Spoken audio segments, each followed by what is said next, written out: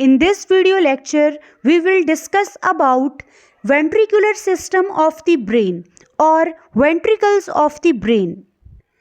So ventricles are the four interconnected cavities और होलो spaces of brain. सो हमारे brain के अंदर होलो स्पेसेस प्रेजेंट होती हैं या फिर फोर इंटरकनेक्टेड कैविटीज़ प्रेजेंट होती हैं. और इन होलो स्पेसेस या फोर इंटरकनेक्टेड कैविटीज़ के अंदर जो है CSF प्रोड्यूस होता है. जो सेरिब्रोस्पाइनल फ्लूइड है वो प्रोड्यूस होता है वेंट्रिकल्स ऑफ द ब्रेन में. ये जो फोर इंटरकनेक्टेड कैविटीज़ हैं ये प्रोड्यूस करती हैं CSF को एंड देन इस CSF को ट्रांसपोर्ट करती हैं around the brain and spinal cord, यानी कि सेंट्रल नर्वस सिस्टम में. देन इस CSF को ट्रांसपोर्ट करने का काम भी किसका है? वेंट्रिकल्स ऑफ ब्रेन का है. अब अगर हम वेंट्रिकल को देखें तो ईच वेंट्रिकल की जो इनर लाइनिंग है उसमें प्रेजेंट होते हैं एपेंडिमल सेल.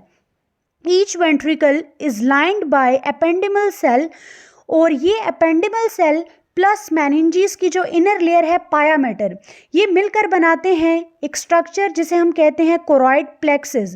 सो ईच वेंट्रिकल के अंदर आपको एपेंडाइमल सेल और कोरॉइड प्लेक्सिस दिखेगा और ये कोरॉइड प्लेक्सिस के अंदर ही जो CSF हो वो प्रोड्यूस होता है. और ये जो एपेंडिमल सेल होते हैं ये एक न्यूरोग्लियल सेल हैं, इन पे सीलिया प्रेजेंट होते हैं. और इन सीलिया का काम क्या होता है कि जो CSF कोरॉइड प्लेक्सिस के अंदर प्रोड्यूस हुआ है उस CSF को आगे फॉरवर्ड मूव करवाने का काम किसका होता है? सीलिया का. So each ventricle is lined by ependymal cell which form choroid plexus. So अगर हम वेंट्रिकल्स की बात करें या वेंट्रिकुलर सिस्टम तो ये एक सेट है कम्युनिकेटिंग कैविटीज़ का जो कि ब्रेन में प्रेजेंट होता है. और ये स्ट्रक्चर किस चीज़ के लिए रिस्पॉन्सिबल होते हैं? सो ये रिस्पॉन्सिबल होते हैं production, transport and removal of CSF. So CSF का काम क्या है? CSF बात is the central nervous system. So हमारा जो सेंट्रल नर्वस सिस्टम है ब्रेन एंड स्पाइनल कॉर्ड, इसको किसने सराउंड किया हुआ होता है? एक फ्लूइड ने जिसका नाम होता है सेरिब्रोस्पाइनल फ्लूइड. अब अगर हम एम्ब्रियोलॉजिकली बात करें तो ये जो वेंट्रिकुलर सिस्टम है ये डिराइव्ड होता है ल्यूमन ऑफ न्यूरल ट्यूब से. अब ये जो वेंट्रिकल्स हैं ब्रेन के अंदर ये कितने होते हैं? तो ब्रेन के अंदर होते हैं 4 वेंट्रिकल्स. अब 4 वेंट्रिकल्स कैसे? एक हमारे पास होते हैं सबसे पहले पेयर में प्रेजेंट होते हैं लेटरल वेंट्रिकल, यानी पेयर में लेटरल वेंट्रिकल का मतलब है कि हमारे पास 2 लेटरल वेंट्रिकल होते हैं, राइट लेटरल वेंट्रिकल और लेफ्ट लेटरल वेंट्रिकल. इसके बाद नेक्स्ट होता है हमारे पास थर्ड वेंट्रिकल और एक होगा हमारे पास फोर्थ वेंट्रिकल. तो ब्रेन के अंदर टोटल 4 वेंट्रिकल प्रेजेंट होते हैं, right and left lateral ventricle, third ventricle and fourth ventricle. So इस डायग्राम में अगर हम देखें तो ये आपको जो साइड्स पे ये वाले 2 वेंट्रिकल दिख रहे हैं ये क्या हैं? Lateral ventricle. So lateral ventricle मैंने अभी आपको बताया कि पेयर में होते हैं, 2 लेटरल वेंट्रिकल होते हैं, right lateral ventricle and left lateral ventricle. Then हमारे पास ये जो आपको सेंटर में दिख रहा है ये है थर्ड वेंट्रिकल और एक ये जो आपको लास्ट में ये डायमंड शेप दिख रहा है ये है फोर्थ वेंट्रिकल. सो हमारे ब्रेन के 4 वेंट्रिकल होते हैं, 2 lateral ventricle, third ventricle and fourth ventricle. सबसे पहले डिस्कस करते हैं लेटरल वेंट्रिकल्स को. सो लेटरल वेंट्रिकल होते हैं 2, right lateral ventricle and left lateral ventricle. So lateral ventricle की लोकेशन की अगर हम बात करें तो ये कहाँ पर प्रेजेंट होते हैं? तो ये प्रेजेंट होते हैं within their respective hemisphere of cerebrum. So जब हमने सेरिब्रम पढ़ा था तो सेरिब्रम के होते हैं 2 hemisphere, right cerebral hemisphere and left cerebral hemisphere. तो ये अपने रिस्पेक्टिव हेमिस्फीयर के अंदर प्रेजेंट होंगे. सो राइट सेरिब्रल हेमिस्फीयर के अंदर राइट लेटरल वेंट्रिकल और लेफ्ट सेरिब्रल हेमिस्फीयर के अंदर लेफ्ट लेटरल वेंट्रिकल प्रेजेंट होगा. और ये जो लेटरल वेंट्रिकल होते हैं ये लार्ज होते हैं और ये C शेप्ड होते हैं और इनमें प्रेजेंट होते हैं हॉर्न जो कि प्रोजेक्ट होते हैं आगे frontal, occipital and temporal lobe के अंदर. तो इसको डायग्राम से देखते हैं. सो इस डायग्राम में अगर आप देखें तो आपको ब्रेन का ये एक लेटरल व्यू दिख रहा है और एक ये कोरोनल सेक्शन आपको दिख रहा है. अब अगर हम ब्रेन के लेटरल व्यू में बात करें तो ये जो स्ट्रक्चर आपको दिख रहा है ये वाला, सो ये क्या है? Lateral ventricle. सो ये अगर साइड व्यू है तो इसका मतलब ये राइट साइड पे भी होगा और लेफ्ट साइड पे भी होगा। अगर हम यहाँ पर देखें दूसरी डायग्राम में कोरोनल सेक्शन में, तो ये जो आपको दिख रहा है ये क्या है, दो लेटरल वेंट्रिकल्स आपको दिख रहे हैं, एक राइट साइड पे और एक लेफ्ट साइड पे जो आपको दिख रहा है, ये क्या है, लेटरल वेंट्रिकल्स, जो कि सेरिब्रल हेमिस्फीयर में प्रेजेंट होते हैं। सो यहाँ पे ये कार्पस कैलोजम प्रेजेंट है, तो ये राइट सेरिब्रल हेमिस्फीयर में जो होगा वो राइट प्रेजेंट होगा, राइट लेटरल वेंट्रिकल, और जो लेफ्ट साइड है यहाँ पर प्रेजेंट होगा लेफ्ट लेटरल वेंट्रिकल। सो ये जो आपको डायग्राम में दिख रहा है स्ट्रक्चर हाईलाइटेड, ये क्या है आपके पास, टू लेटरल वेंट्रिकल्स। अब ये जो टू लेटरल वेंट्रिकल्स हैं ये डिवाइड होते हैं आगे से। एक होता है इनका ये सेंट्रल पार्ट, ये जो आपको सेंटर में दिख रहा है, और इसके अलावा इनके होते हैं 3 हॉर्न्स होते हैं इनके। सो यहाँ पर आपको एक तो सेंट्रल पार्ट दिखेगा और यहाँ पर 3 हॉर्न्स प्रेजेंट होंगे। अब एक होता है एंटीरियर हॉर्न। सो ये वाला जो है सेंट्रल पार्ट के आगे ये होता है anterior horn. Anterior horn present होता है फ्रंटल लोब के अंदर, इसलिए एंटीरियर हॉर्न को फ्रंटल हॉर्न भी कहते हैं। देन ये जो बैक साइड पे आपको दिख रहा है ये वाला पार्ट, इसको हम कहते हैं पोस्टीरियर हॉर्न। सो पोस्टीरियर हॉर्न प्रेजेंट होता है ऑसिपिटल लोब के अंदर, इस वजह से पोस्टीरियर हॉर्न को ऑसिपिटल हॉर्न भी कहते हैं। देन ये आपको ये जो स्ट्रक्चर दिख रहा है ये है इंफीरियर हॉर्न, और ये सबसे लार्जेस्ट एंड लॉन्गेस्ट हॉर्न है, और ये प्रेजेंट होता है टेम्पोरल लोब में। सो ये जो लेटरल वेंट्रिकल हैं, 2 इरेगुलर कैविटीज़ हैं जो कि सेरिब्रल हेमिस्फीयर में प्रेजेंट हैं, ये डिवाइड होती हैं 3 हॉर्न्स के अंदर, anterior horn, posterior horn and inferior horn. So anterior horn present होता है फ्रंटल लोब के अंदर और इसको फ्रंटल हॉर्न भी कहते हैं, जबकि पोस्टीरियर हॉर्न प्रेजेंट होता है ऑसिपिटल लोब के अंदर और इसको ऑसिपिटल हॉर्न भी कहते हैं। जबकि जो इंफीरियर हॉर्न है वो सबसे लार्जेस्ट एंड लॉन्गेस्ट हॉर्न है और ये प्रेजेंट होता है टेम्पोरल लोब में। अब ये जो वॉल्यूम होता है लेटरल वेंट्रिकल्स का, तो ये इंक्रीज होता है विद एज। अब ये जो 2 लेटरल वेंट्रिकल्स हैं ये एक दूसरे के साथ कनेक्ट तो हैं लेकिन इनके दरमियान सेपरेशन होती है। सो ये एक दूसरे से सेपरेट होते हैं with the help of septum pellucidum. So septum pellucidum जो है उसने इन दोनों लेटरल वेंट्रिकल्स को सेपरेट किया होता है, और ये जो सेप्टम पेलुसिडम है इसको लाइन किया होता है सिलिएटेड एपिथेलियम ने। सो ये जो 2 लेटरल वेंट्रिकल्स हैं इनके दरमियान में प्रेजेंट होता है एक सेप्टम पेलुसिडम जो इन दोनों लेटरल वेंट्रिकल्स को सेपरेट करता है, और इस सेप्टम पेलुसिडम को लाइन किया हुआ होता है सिलिएटेड एपिथेलियम ने।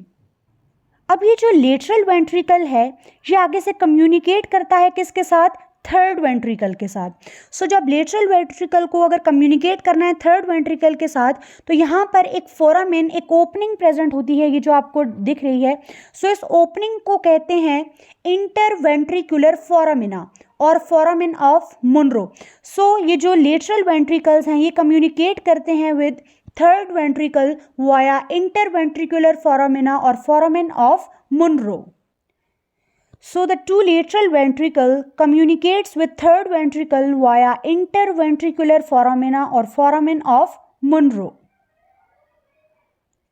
सो नेक्स्ट है third ventricle. So third ventricle क्या है, ये भी एक कैविटी है जो कि कहाँ पर प्रेजेंट होती है, below lateral ventricle.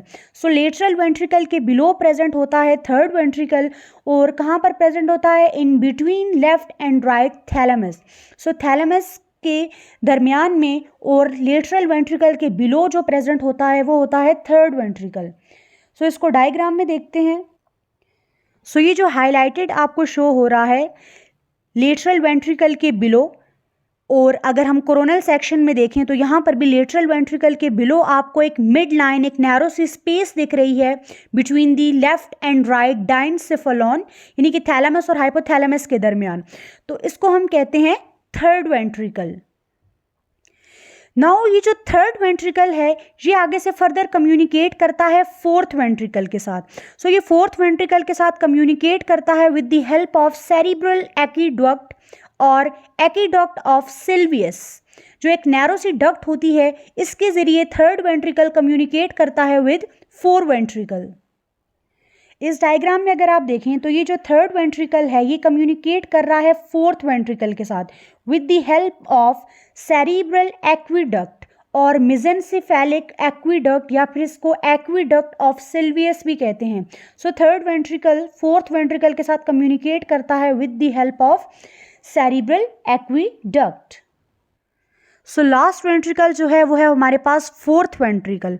So fourth ventricle की जो शेप होती है वो होती है डायमंड शेप सी एक कैविटी होती है, और ये कहाँ पर प्रेजेंट होता है? Located between the pons and cerebellum. तो ये पोन्स और सेरिबेलम के दरमियान में प्रेजेंट होता है फोर्थ वेंट्रिकल, एक डायमंड शेप की कैविटी होती है, या फिर आप कह सकते हैं it lies within the brain stem, कि ये ब्रेन स्टेम में प्रेजेंट होता है at the junction between the pons and medulla oblongata. अब अगर हम फोर्थ वेंट्रिकल की बात करें तो फोर्थ वेंट्रिकल के अंदर होते हैं 3 स्मॉल फोरामिना। अब ये जो 3 स्मॉल फोरामिना होते हैं ये कौन से होते हैं? एक होता है मीडियन एपर्चर और 2 होते हैं हमारे पास lateral aperture. So median aperture and 2 lateral aperture, और इन्हीं मीडियन एपर्चर और जो सेकंड हमारे पास है 2 लेटरल एपर्चर, इनका काम क्या है कि यही CSF को लेकर जाते हैं सब एराकोनाइड स्पेस के अंदर। सो CSF को सब एराकोनाइड स्पेस के अंदर लेकर जाने के लिए ये 2 हमारे पास एपर्चर प्रेजेंट होते हैं। एक 3 फोरामिना है, median aperture and 2 lateral aperture. और सब एराकोनाइड स्पेस क्या है? सो सब एराकोनाइड स्पेस वो स्पेस है जो कि प्रेजेंट होती है एराकोनाइड मैटर एंड पाया मैटर। सो मेनिंजेस की जो लेयर हमने पढ़ी थी कि मेनिंजेस जो है उसकी 3 लेयर होती हैं, ड्यूरा मैटर, एराकोनाइड मैटर और पाया मैटर। सो एराकोनाइड मैटर एंड पाया मैटर के दरमियान जो स्पेस होती है जिसे सब एराकोनाइड स्पेस बोलते हैं, तो वहाँ पर CSF कैसे जाता है? फोर्थ वेंट्रिकल के आगे जो 3 स्मॉल फोरामिना है उनसे। नाउ इसके अलावा अगर हम बात करें तो फोर्थ वेंट्रिकल जो डाउन है, डाउनवर्ड, वो किसके साथ कॉन्टिन्यूअस होता है? Central canal of spinal cord, क्योंकि जो CSF है हमने पढ़ा था कि CSF brain and spinal cord दोनों को सराउंड कर रहा है, तो फिर ये बिलो जो है स्पाइनल कॉर्ड में चला जाता है। सो फोर्थ वेंट्रिकल जो है वो रिसीव, अगर हम इसकी बात करें, ये रिसीव करता है CSF को थर्ड वेंट्रिकल से, लेकिन किसके जरिए? सेरिब्रल एक्वीडक्ट या फिर मेसेनसेफेलिक एक्वीडक्ट या एक्वीडक्ट ऑफ सिल्वियस के जरिए। और ये जो फोर्थ वेंट्रिकल है देन ये इस फ्लूइड को ड्रेन करता है 2 प्लेसेस के अंदर, या फिर सेंट्रल स्पाइनल कैनाल या फिर सब एराकोनाइड स्पेस के अंदर। तो जो अभी हमने यहाँ पर देख लिया कि या तो central canal of spinal cord वहाँ पर जाएगा CSF, या फिर सब एराकोनाइड स्पेस के अंदर जाएगा। सो इस डायग्राम में अगर हम देखें तो ये जो डायमंड शेप कैविटी आपको दिख रही है ये क्या है? फोर्थ वेंट्रिकल, जो कि कहाँ पर प्रेजेंट होता है? पोन्स और सेरिबेलम के बिटवीन जो आपको स्ट्रक्चर दिख रहा है ये क्या है? फोर्थ वेंट्रिकल है। सो इस डायग्राम में अगर आप देखें तो अगेन आपको रिवाइज हो जाएगा कि हमने क्या पढ़ा? Ventricles of brain. सो हमने देखा हमारे पास 2 लेटरल वेंट्रिकल होते हैं, right lateral ventricle and left lateral ventricle, और ये C शेप्ड के आपके पास चैम्बर होते हैं और ये प्रेजेंट होते हैं ईच सेरिब्रल हेमीस्फेयर के अंदर, और ये लार्जेस्ट होते हैं वेंट्रिकल में, सबसे लार्जेस्ट आपको लेटरल वेंट्रिकल दिखेंगे, और ये प्रेजेंट कहाँ पर होते हैं? Below the corpus callosum. Then आपके पास नेक्स्ट आता है third ventricle. So third ventricle की अगर हम बात करें तो यहाँ पर ये आपको एक ओपनिंग, एक फोरामेन दिख रहा है, इसको हम क्या बोलते हैं? इंटरवेंट्रिकुलर फोरामेन, जिसे फोरामेन ऑफ मुनरो भी कहते हैं। और ये क्या है? Communication between the lateral ventricle and third ventricle. So ये जो 2 लेटरल वेंट्रिकल हैं ये थर्ड वेंट्रिकल के साथ कैसे कम्युनिकेट करते हैं? With the help of interventricular foramina. Then third ventricle के आगे प्रेजेंट है ये diamond shape fourth ventricle. So third ventricle जो है वो फोर्थ वेंट्रिकल के साथ कैसे कम्युनिकेट करता है? तो यहां पर प्रेजेंट होती है सेरिब्रल एक्वीडक्ट। सो ये है वेंट्रिकल्स ऑफ ब्रेन, जिसमें हमने देखा 2 lateral ventricles, third ventricle and fourth ventricle. और 2 लेटरल वेंट्रिकल थर्ड वेंट्रिकल के साथ कैसे कम्युनिकेट करते हैं? With the help of interventricular foramina. और जो थर्ड वेंट्रिकल है वो फोर्थ वेंट्रिकल के साथ कैसे कम्युनिकेट करता है? With the help of cerebral aqueduct. So student, if you understood this video, Please like, share and subscribe to my YouTube channel. Thank you so much for watching.